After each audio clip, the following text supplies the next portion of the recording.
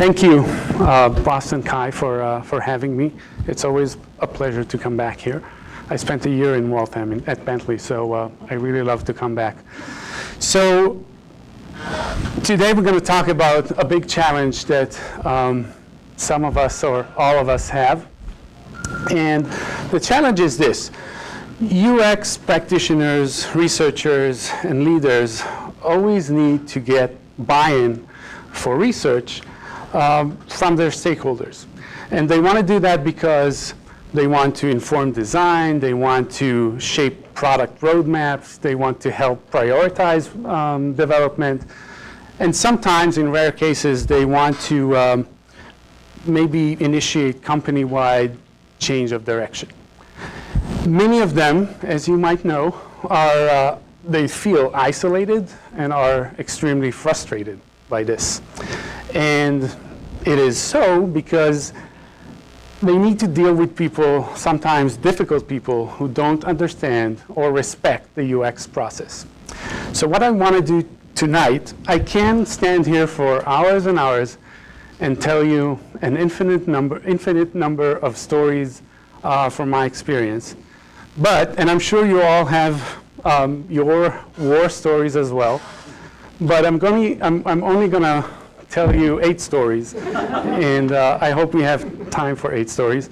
Based on my experience, all of them are real. I'm going to prove that one is real with a picture, and some lessons learned, some lessons that I learned from these stories and other stories. So let's start. First one, the person who always poked holes. So I used to work in a company, and it was a time when I tried some things with combining reporting on qualitative findings as well as quantitative findings. And I created these really nice charts, at least that's what I thought, to go along with the qualitative findings. And each time I presented, you know, the big presentation with results, each time I presented, there was this one software engineer that always poked holes in especially in my charts. And he said that I was, I think, over-dramatizing the results, and that I shouldn't do that, and just presenting the results as they are is okay, and they're solid, it's fine. But he kept doing that in front of all of the people I worked with every day. And I felt really insulted and humiliated, and I really hated him for doing that. And he kept doing that in each presentation. So as a grown-up, I decided to not talk to him anymore, and and I just didn't want to work with him and his team, and just ignored him. And after a couple of months, I reflected a little bit about my behavior, and decided that I'm going to do something about it. I'm going to do something about changing the situation. So what I did is I tried to look at things from his point of view. So I asked him when the next study results were ready. I asked him if he was willing to give me feedback about my presentation, and privately. And he said, yeah, sure, why not? And I gave him a private presentation for an hour, and he poked holes in it, and that was fine because it was not in front of everybody. And we were both happy. He got to poke holes, I got to get feedback and improve my presentation. He appreciated it because he was first to see the results. And both of us were happy. And usually what happened is that either during the team presentation, he was just quiet working on email because it was boring, or he just didn't show up. So that's one story. I think yeah, I should have shown you that. I think my lesson from that, my lesson learned, is that we're very, very good when we research users. We're very good at empathizing with their needs and what they want and what they feel. But when it comes to our stakeholders, we forget everything we know about users and treat them as different people. And I think that if we try to understand their side, their behavior, it'll be better for both of us. So that's one. All right, this one I like very much. So the hostile stakeholder. You know these people who mock your sample size and run surveys with 4 people and ignore everything you do and think that what you do is very cute, but we have our way of doing things. So I want to tell you about an imaginary war between the United States and Canada, and to explain what I do in these situations. So the United States have 3 divisions, all right? The West Coast Division, the East Coast Division, and one division as backup, all right, reinforcement. So the West Coast Division, the attack started, and the West Coast Division, the East Coast Division is very successful, conquered a lot of land, and everything is going very well. On the West Coast, things are not so good because they're not succeeding, and the Canadians were able to block the attack. All right? So now, the general that is responsible for this war on the US side needs to decide where should reinforcement go. And I ask you, where should reinforcement go if you are the general? Who thinks reinforcement should go to the west? Raise your hand. 1, 2, 3.5, 4. Okay. And who thinks it should go to the east? All right, about 20, 30. And the rest are from the United Nations. Okay. So most of you were right, based on the best practices for war, if I can say that. Reinforcement should go to the east. And why is that? Because it was researched that if you send reinforcement to the forces that are stuck, they're just going to get stuck even more. And if you send reinforcement to the succeeding forces, what can happen, or what usually happen, is that the success here is so great that these forces need to move to do something, to change something, and then these forces will also be able to succeed. So how is that related to research? So imagine that my hostile stakeholder is this situation here. So what I do, I just, as a grown-up, ignore them and work more with people in the team, in the company, or with companies that appreciate and understand what I do and want more of it. This way, this guy will come back to his senses in a certain point of time, see all that success, and change his ways. It happened, I did it, I think 3 times in my career, and it worked like magic, but it usually takes not a few days as in the battlefield, but sometimes it takes about a year for them to come back. And when they come back, I act as a grown-up and welcome them with open arms to the research highway. So my lesson from that is that even if we don't really notice that, I just interviewed Steve Krug today for my video series, and he said, I asked him if he ever comes back to check if what he recommended is actually implemented. And he said that he does check from time to time, and they never make changes. And he was still positive about it because, and I think he was right, because changes happen even if we don't see them, even if it's not exactly what we wanted. Even if people just observe studies and join you to studies, And even if they don't fix anything, something happens. It will take time, and they'll change. So that's my lesson from that. Another true story. Okay, so this is the first time I tell that. I gave this talk a few times, and this is a new story that I added because I needed something for the, the 8 stories. I'm new to a team, and as I usually do, I join their meetings. Even if I don't understand a word they're talking about, I join their meetings. And I do that because I want them to know, to see me as a familiar face that is connected with research. I want to see the powers in the team and hopefully understand something in time and even contribute to the discussion. But usually I sit very quietly, at least in the beginning.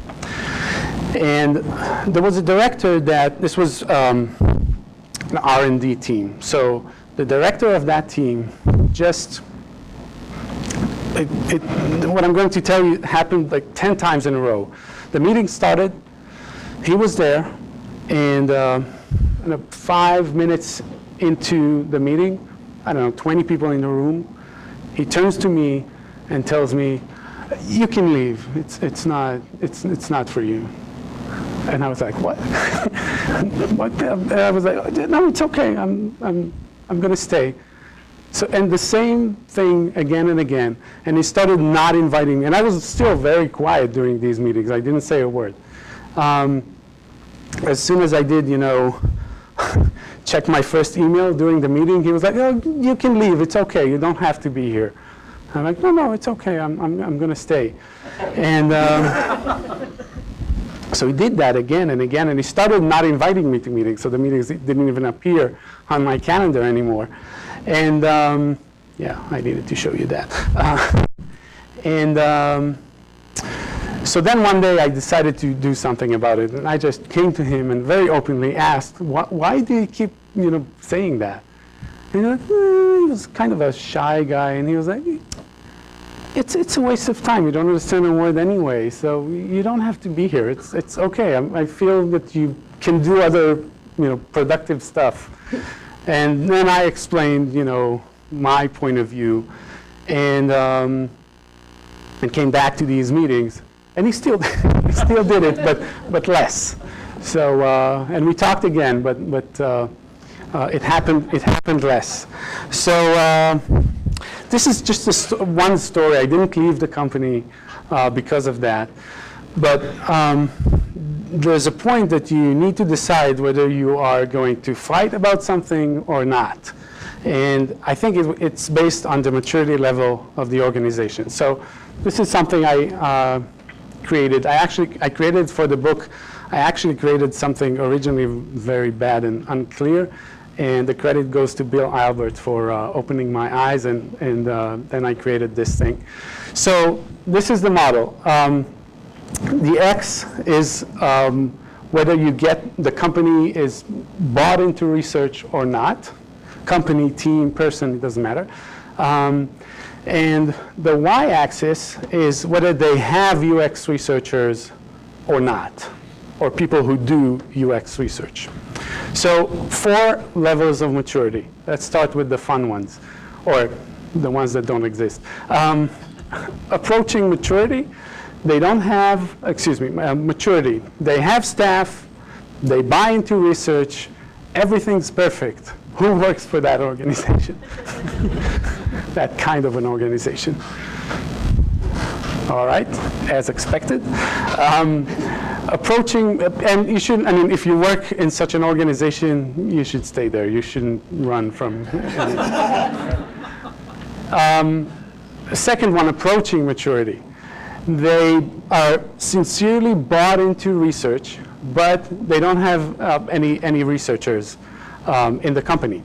So it could be because they're just building a team, recruiting someone, outsourcing work. But that's a good company to be at.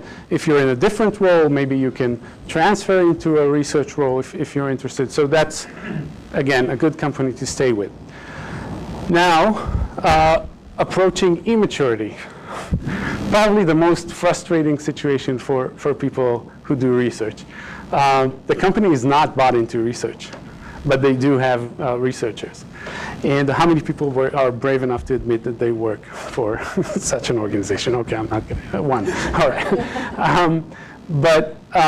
Well, you think you should fight or flee? Wait. Not so fast. I mean, it's a great, rush to be Wasted. yeah.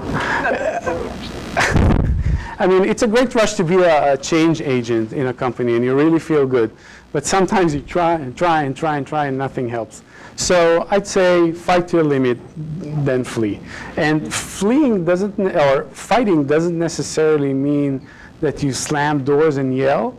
And fleeing doesn't necessarily mean that you quit. You can always, if you have the option, it's not 100% optional in every company, but you can work with a different team or work with different people or things like that. You don't have to, it's not black and white. You don't have to leave.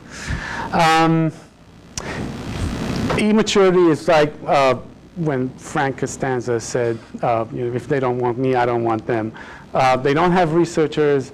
They're not bought into research. I'm not going to even ask you if you work there. They just, they'll come to their senses in time, and then when they're ready, we'll join them. But this is, I think, how we deal with difficult companies or companies with different maturity levels. All right. Do we have people from England here? Liverpool fan? Mm-hmm. Does anybody know what is the chant, the most famous chant of Liverpool fans? You never walk alone. Awesome. So it's actually not a story, but again, a point I wanted to make. So you never walk alone. And the way I connect that to research is in collaborating with stakeholders. So I created this to show when is the best time to collaborate with stakeholders on a research project. So these are the typical steps in a research project. We plan, recruit participants, we collect data, we analyze it, report it, and hopefully do some follow-up. And this is a 1 to 5 scale of how successful you are in getting buy-in for that research project. So how successful you are in persuading people to act on the results of that research. And the cells, some are green, some are red. Red means you're not collaborating with stakeholders during that stage, and green means you do. So just a few cases. If you want to completely fail, don't tell anybody you're doing research and just do it for fun. You're not going to get any action following that study. If you want lame results or lame success, don't tell anyone about the research. Only after the report is ready, then show it to them. Okay? Very low chances that something's going to happen. And so on and so forth. But if you really want to have good success and good buy-in for the results, you need to involve them in every step of the way. And I'll give you maybe one example, something we don't usually do. Reporting results. Usually, as I described earlier, we prepare the presentation with the results, and we stand up and give a presentation with the results. And I say, why? Why are we the only ones? It's not our study, it's everybody's study.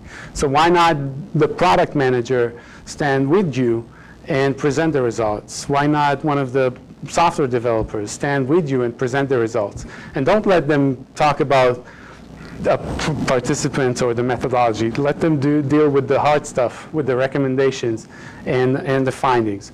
It's very, very different when their own kind talks to them. So try that. So to me, you never walk alone, and it's always a good time to collaborate with our stakeholders. All right, another true story. One of my first, I think it was my first, yeah, my first position as, they called it a usability expert. I was no expert, and the only person who really understood what usability was the CEO, and he interviewed me and hired me, and I was really, really happy. This was a mature startup in Israel, and 200 people, bless you. I was really happy that I joined that company. 4 weeks into my new job, I discovered two very, very disturbing facts. One, that not even one person out of the 200 people, except the CEO, knew what I was doing and why I was hired. And two, that the CEO announced that he was leaving. So, you know, long story short, I stayed there, and I have friends there, you know, that I keep in touch with all the time, and we meet from time to time. And I think that the only thing that held me there are the meetings that I chose to attend and the meetings that I chose to initiate. And the meetings I chose to attend, I told you a story about these meetings. I attended every meeting that was relevant to the product that was developed. And, you know, again, to show my face, to answer questions about research, to understand what are the knowledge gaps that they have. And I did it with both the product development team and the product management team. I attended all of their meetings. With the meetings I initiated, these were meetings that I asked for with some key stakeholders from time to understand, in their words, you know, 30 minutes, just talk to me about what you don't know, what you wish to know. And then these were clues for me about what kind of research questions we might have for future studies. So, and then I started to respond and repeat things like we do with kids. Why don't we do, I think an online study would solve, you know, it would answer your question. So I would repeat that in one meeting, in the second meeting, in another meeting, in another meeting, in another meeting. So at some point it sounds familiar. It sounds like something we should do to people. So, I mean, no, not their idea, but they hear it again and again and again. So maybe there's something to it. I mean, if they keep saying that this is a knowledge gap, and I keep saying that this and that study can fill that in with knowledge, so it makes sense. So my lesson is to create opportunities for listening to people and then planting the right seeds. Okay, this is the story where I have proof that it's right, that it's true. Coloring the experience. So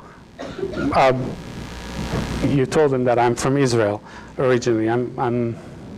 I celebrated 5 years here, I think 2 weeks ago. And I want to tell you a story from the time I was drafted to the Army, actually to the Air Force. So I joined the Air Force Academy. I thought I was going to be a pilot. And at a certain point, you learn how to fly these Cessnas. And this is the cadet, and this is the instructor. And the instructor only takes off and lands the thing, and you take control 2 seconds, approximately here. You take control, and he takes control, I don't know, 4 seconds before landing. And what you do is, over a period of 3 weeks, I think, you fly every morning for an hour, and then you debrief and do all kinds of stuff in between. And what you needed to do in these flights is learn a set of maneuvers. Maneuver could be turn right. And you learned all the steps by heart. So the instructor would say, while in the air, he would say turn right, and then you would have to just spit what you learned by heart, all the steps, and actually do them. And if you made a mistake, you should have called it out loud and move on. So let's say he told me to turn right, and I turned left. So I would say out loud, I turned right, I turned left instead of right, and I move on. And this was called coloring your mistakes. This way, during debrief on the land, after we landed, thankfully, you talked with your instructor, and you needed to say what went wrong, and you would very clearly remember what you said out loud. So, and this is proof, me studying to between flights during the night for over-motivation. I wore the actual uniform for when you fly, when I studied. And this is the map of the area. He would also ask you, what's this town and what's that town? And you're supposed to know. Of course, I messed it up completely. And how is that related to research? So what I'm doing today is coloring the experience for my stakeholders during studies, because if you ever ran a usability study, you know that if people watch that and they're not experienced in observing studies, with a blink of an eye, they can miss the most important 1 second of an hour because the participant did something. And it's our job, it's my job to color that for them because they don't notice. So I do that with written language.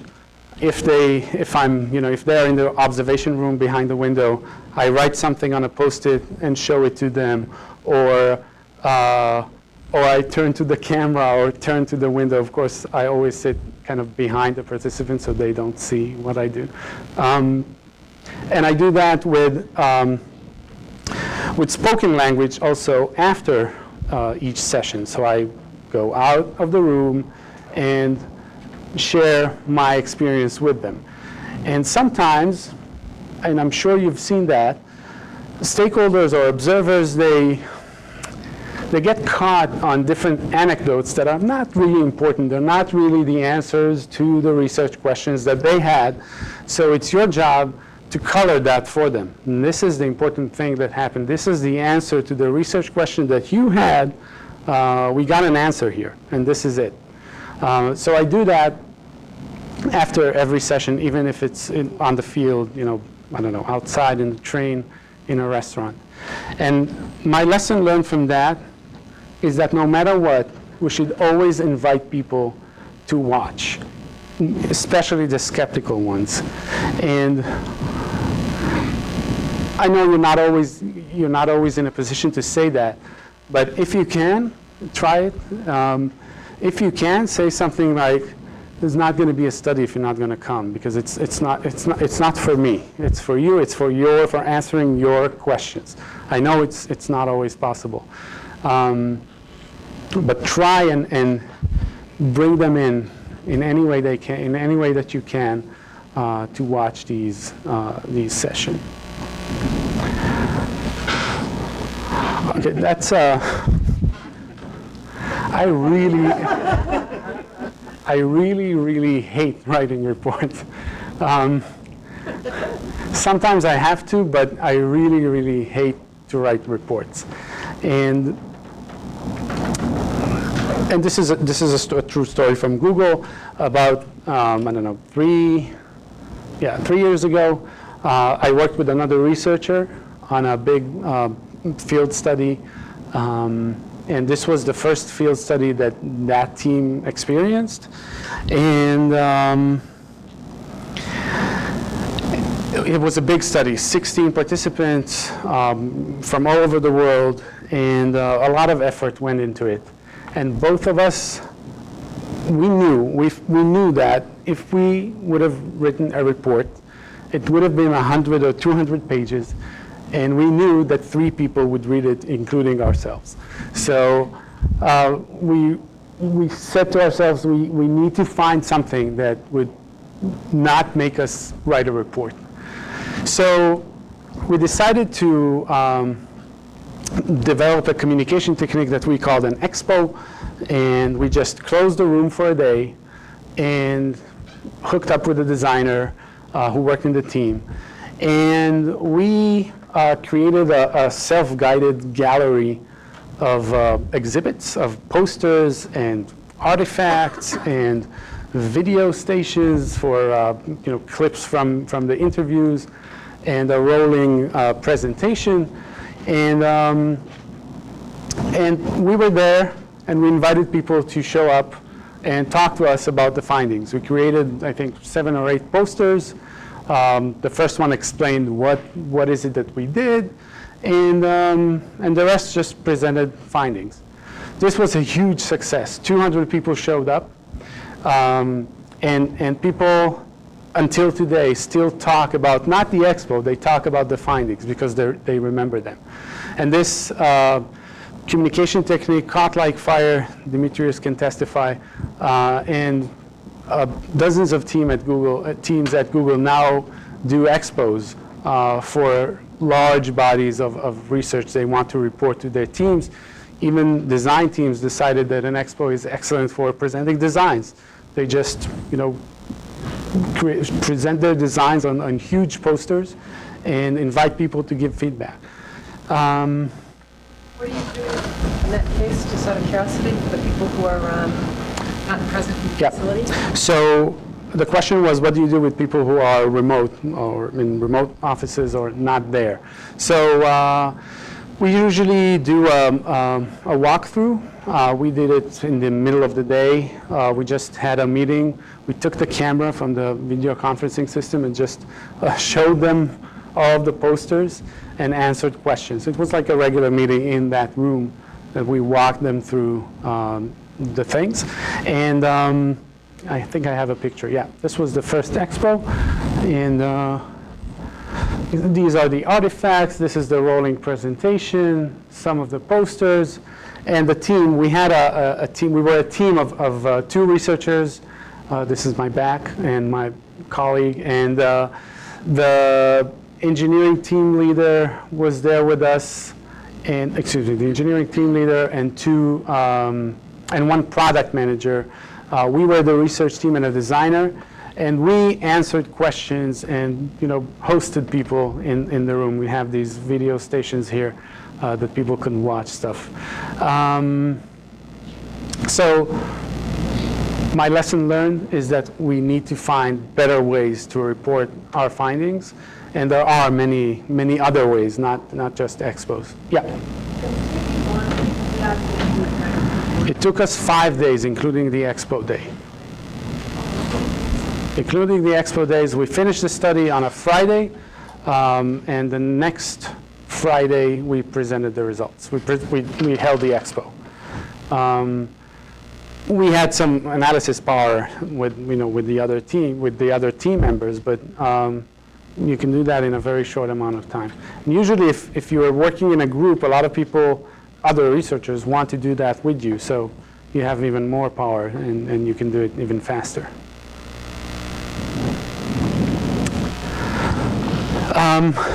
All right, another first-time story. So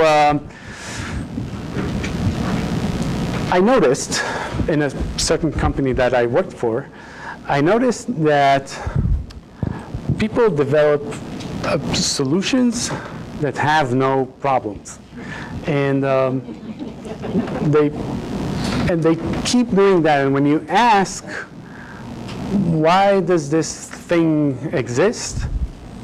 The answer is not because there's a problem or because somebody needs it. Somebody, meaning user, actually need it. And again, like a mantra, I kept asking that question: what is the problem here that we're trying to solve? And and I use that expression. This is a solution without a problem. And then one day, a revelation in a meeting. It was actually with the same director who kept kicking me out. In a meeting, he told the team that after a very long time that they worked on something, that he's going to end its life of the thing, the feature. And everybody they were very shocked. And I didn't know about this in advance, but his explanation was that it doesn't solve any problem. And I was, wow, that's a first. I don't know if it's because of research or because of what I said, but he got to that conclusion, I don't know why, and decided to end the life of that feature. And I called it pivot to end of life because I wanted to connect it to something very important that is happening in the last, I don't know, 2 years. And how many of you know what pivot is? Not in basketball.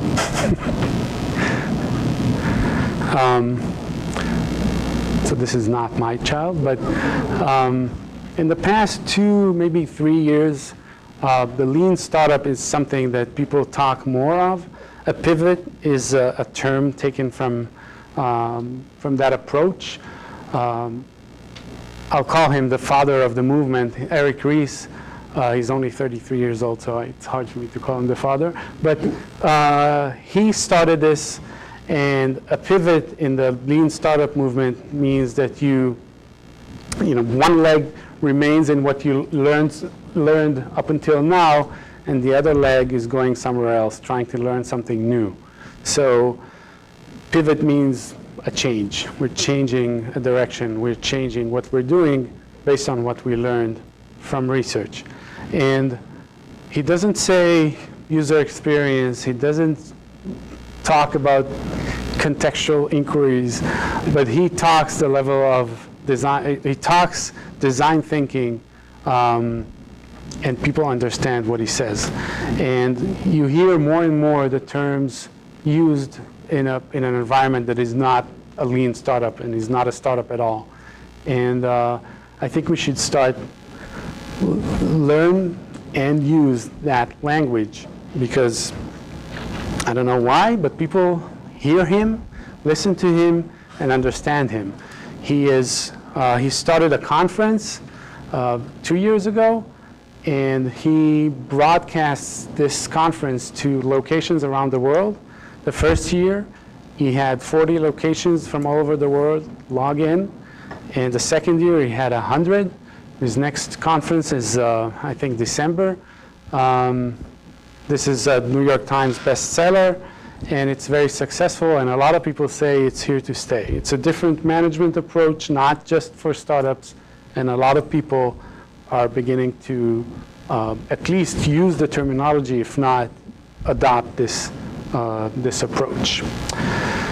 So these were my 8 stories and 8 lessons learned. You probably have a lot more than these, and a lot more lessons learned. You just need to open your eyes, see what's going on around you, and reflect on your experience and see how you can change things. I'll tweet this slide after I'm on the train back. So these are all the stories and the lessons learned. And let's open it for questions if you have any. Yeah. We've got microphones. 1 second. The research expos, I can in fact attest, seem a great idea and very successful, the ones I experienced at Google. My question is, what happens afterwards? I mean, what artifacts are left afterwards for people who can't come to anything and want to get the results? Do you show them some of what you used, or what do you do? I think others do that as well at Google. We also launch a website, an internal website, the day of the expo, with all of the materials that we created for the expo. So if we had 20 posters, all of the 20 posters are there for people to look at after the expo is over. I held an expo last December in California, and then I took it with me to, everything with me to New York, presented it in New York, and then took it with me to Tel Aviv and presented it in Tel Aviv. So we keep this alive, and we talk with people. We give personal presentations to people about what was presented in an expo. And to me, it's pretty much the same thing as what happens after the presentation that you give or report that you publish after a standard study. It's just, same work, only instead of writing a report, you did this. I have another question, but I'll let other people ask first. Thank you.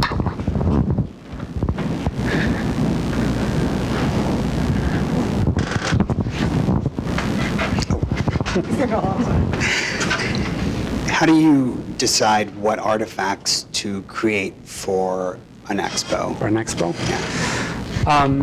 How do you decide what to write in the report? I mean, you had hopefully a set of research questions before you entered the study.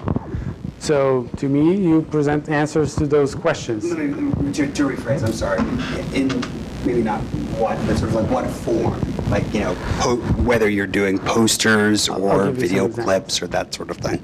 So we do posters, things that are can be presented visually. We do posters for them.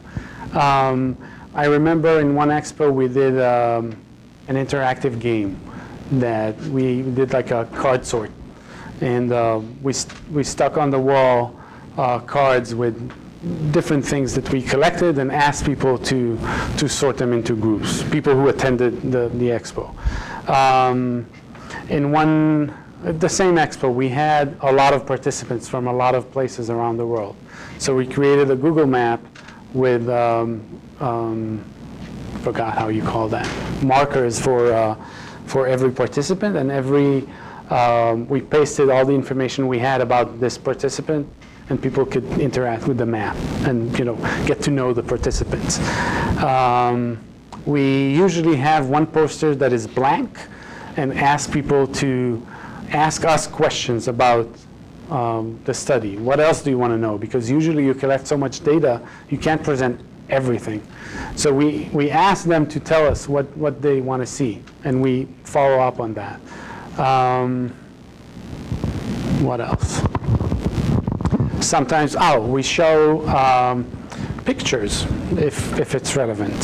So we collected a lot of pictures from participants, so we show these. Or I mentioned the videos and the artifacts. We can show many things, but I'd say try and make it interactive, but also never forget the reason you're there and just answer the questions.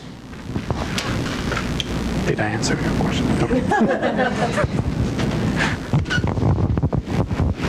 Hi. When I do a lot of research and there are a lot of insights that are brought, especially the contextual inquiries, designers tend to remember only a few things, not everything that I present during a presentation. Mm-hmm. What sort of things do you do to make sure that most of the things that you present are remembered by the designers? I choose. I know people are not attentive to more than, 5, 10 things. So if it's a usability study, not everybody agrees with me on that. But if it's a usability test, even if we find 50 things, I only report 10.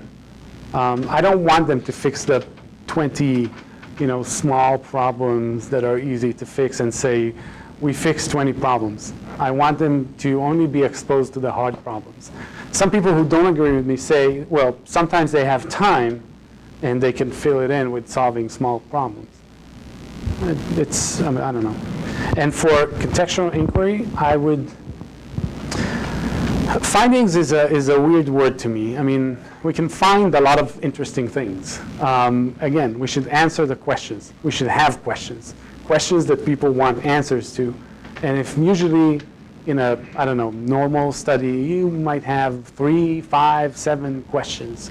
If you have more than that, then it's probably too much, and you should separate that into 2 studies. But answer the questions. Yes, there are many interesting things you can find, but to me, the the biggest insult to me is when a director of R&D tells me that my study is interesting. I don't want it to be interesting. I want it to be actionable. I want them to do something about it. And to be able, for them to be able to do something about it, they need answers to the questions they asked.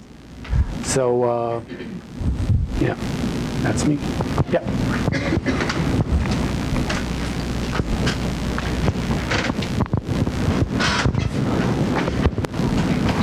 Sometimes when I'm conducting studies, these users I'm conducting observations for are located remotely. So obviously I'm not able to observe some of those visual cues, and like you said in your presentation that the observation is a very key element of a researcher's observation entire findings. So has there been any work you have done around such situations and any work around that situation? First of all, when we have a remote session, I always ask the observers to sit with me. Even though we have an observation room that is very comfortable and nice, I want them to sit with me.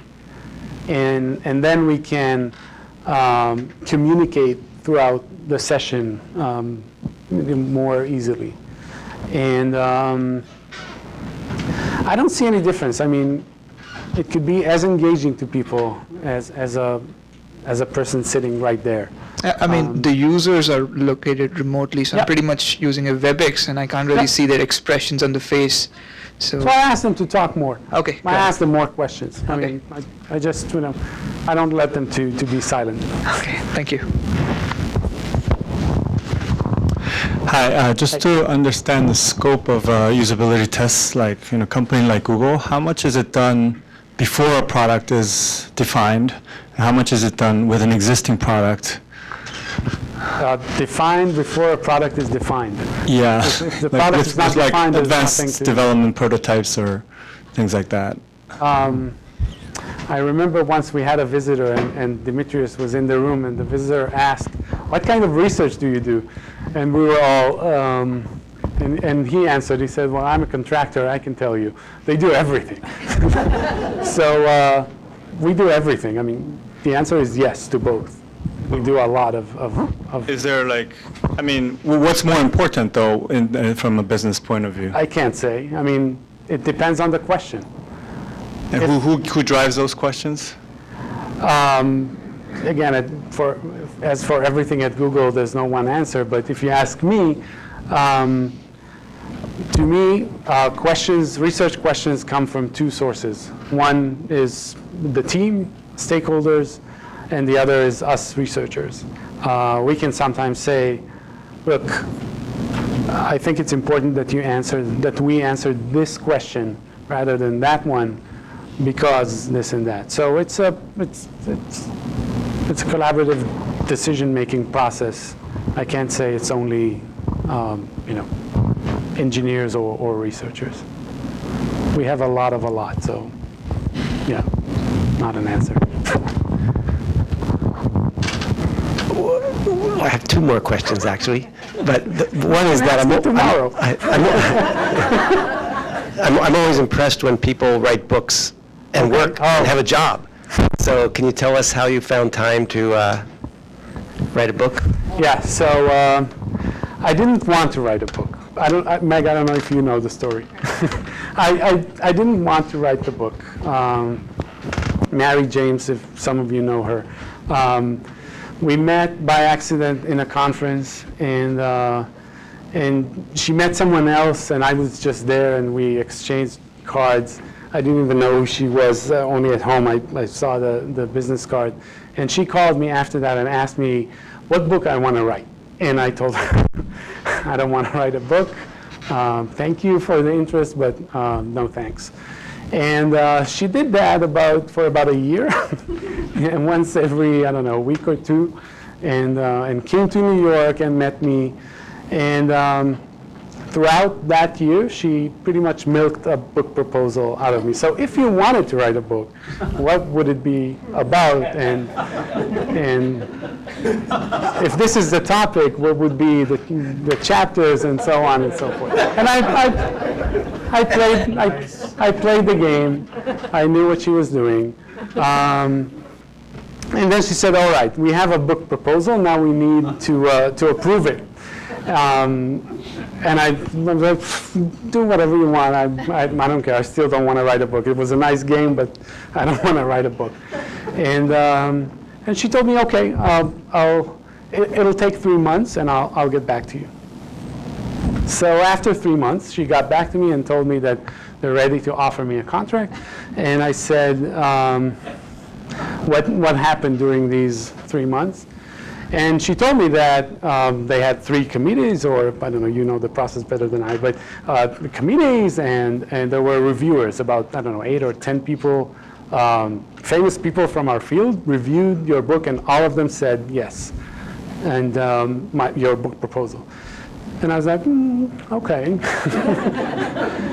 All right, so I told her, let me think about that. So then I started to want it. So I went to Google, and I went to my wife, and we talked, and we all agreed that, okay, as long as I didn't want this to be on, to take time from my family. Google, rightly so, didn't want this to take time from work. So I was left with the bus.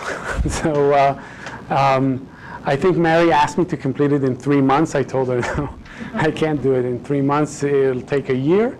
And I just wrote 45 minutes in the morning and 45 minutes in the evening every day. Yeah, it was when you're forced to write, when you are not in the mood to write, it turns out really bad. I think in the last maybe month or two, I was late. I think 2 months late or something like that. I think I started waking up at 4 a.m. and I did some work then. So, but yeah, and Rolf Malik told me that the same amount of time takes to write 90% of the book and work on the last 10%. And he was so right.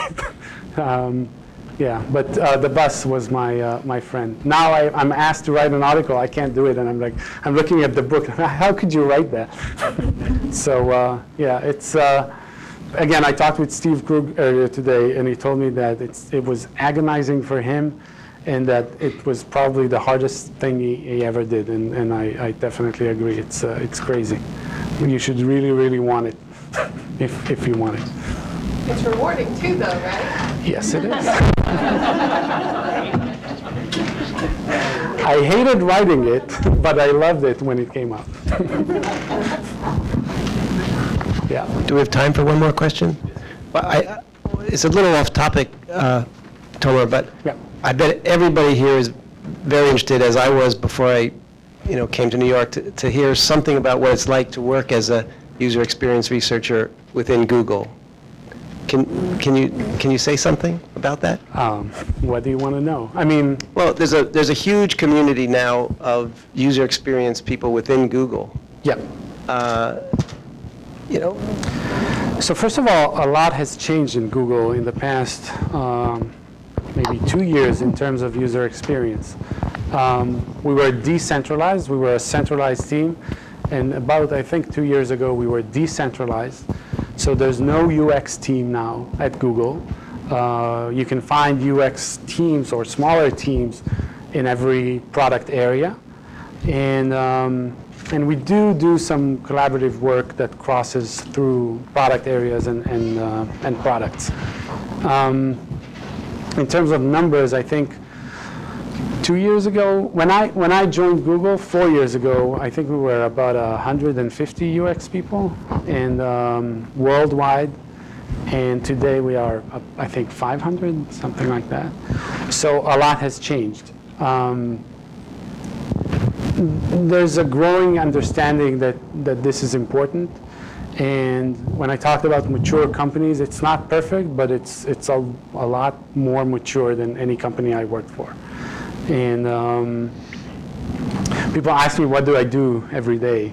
So I either plan studies, run them, or analyze or report them. So it's, and we sometimes have the same problems as I described here. I remember myself after the on-site interview day at Google going out and tweeting that, wow, Google and Joe Schmo's software have the same problems. It's so funny. It's, we're regular people doing regular research. We just I think there's one difference is that, and this is what I really like at Google, is that you can do the right thing. You can do the right research. In many other companies, I thought that we needed to do something, and I wasn't allowed to do so because of many different things, difficult people, budgets, whatever. And at Google, you have the power to do whatever you think is right, if you have the power of persuading others that that it is the right thing. If you get that, you can do whatever you want. Yep.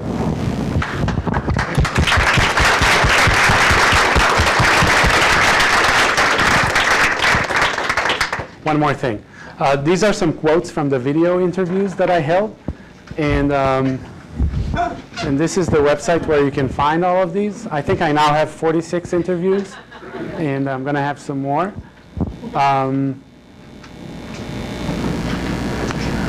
And this is for you, except for the raffle. Free shipping in the US, right? I'll tweet that as well. And one final thing, and it relates to the last question. Try it for yourself.